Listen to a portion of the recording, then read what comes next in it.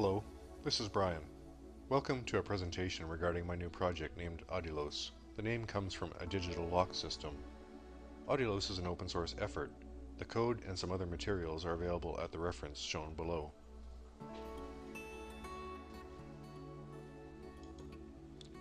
ADILOS is just an aggregator for two subsystems and a message protocol that they share. The first subsystem is called keymaster. This is an application that runs on a personal smart device such as a cell phone or tablet. The other subsystem is called gatekeeper. Gatekeeper communicates with keymaster to operate a lock. The message protocol that enables any keymaster and gatekeeper to communicate is called kgprotocol. The protocol is described in more detail later in the video. But for the moment, let's look more closely at the gatekeeper subsystem.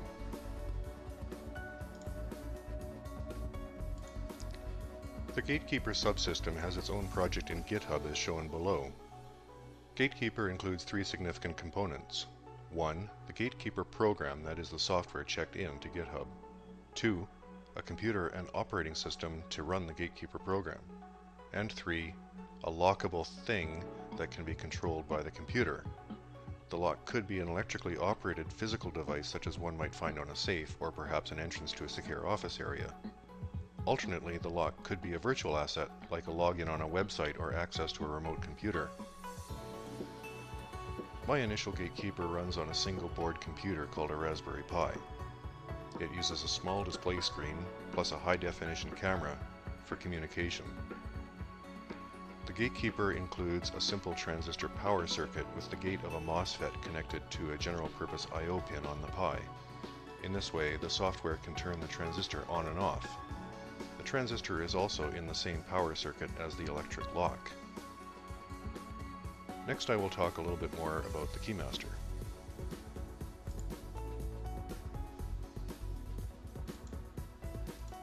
The keymaster subsystem has a separate project space in GitHub.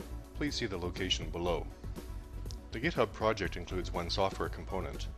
This software is designed to run on the Android operating system and should work on over 95% of Android smartphones. The keymaster's role is to manage keys and use them to communicate with any gatekeeper using kgprotocol.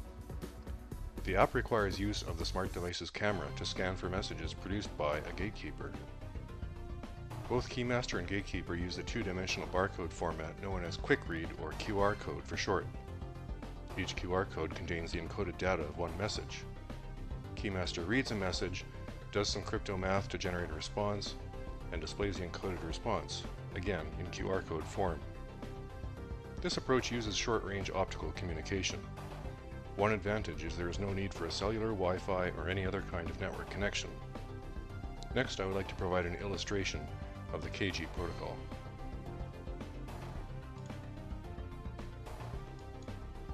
Kgprotocol is not a separate project. It is documented by the reference implementations of keymaster and gatekeeper.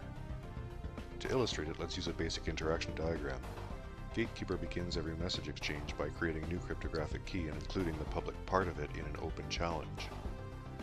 A keymaster sees the challenge and calculates a response, including the user's public key. Gatekeeper sees the response and mathematically confirms the public key is valid, then checks it against an authorized keys list to determine if the lock should open. Next, look at the fields within a challenge. The first field is the gatekeeper's temporary public key. The second part is a digital signature of that key. The response is quite similar in that it has two fields including a key and signature. The first part of the response is the user's public key.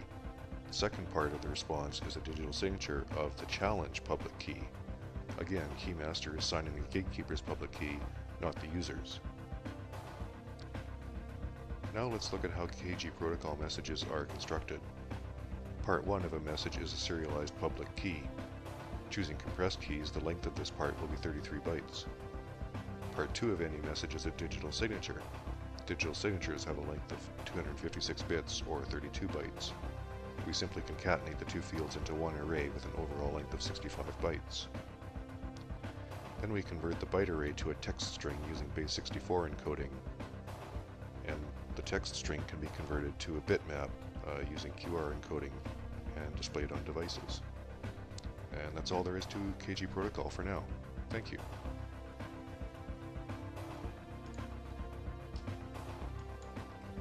Let me provide a quick overview of how ADILOS might be useful. ADILOS replaces physical keys with virtual ones, and removes dependence on real keys, magnetic or RFID cards, barcoded swipe badges, and ATM and credit cards, for example. These objects could be replaced by virtual cryptographic keys stored on personal smart devices. The benefit of adopting kgprotocol is that any keymaster can communicate with any and all gatekeepers.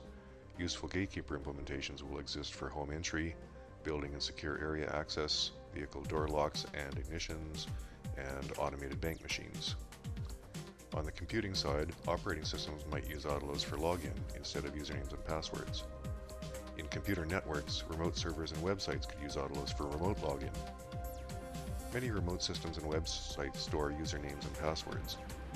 There are ways to improve the security of those credentials, but they are not always implemented, and credential theft is a sizable and ongoing concern. With ADILOS, the only user information we store is a public key. This key by itself is insufficient to make a response to a challenge, so it is not worthwhile to steal. The ADILOS approach could then frustrate potential hackers by preventing them from authenticating as legitimate users. Thank you.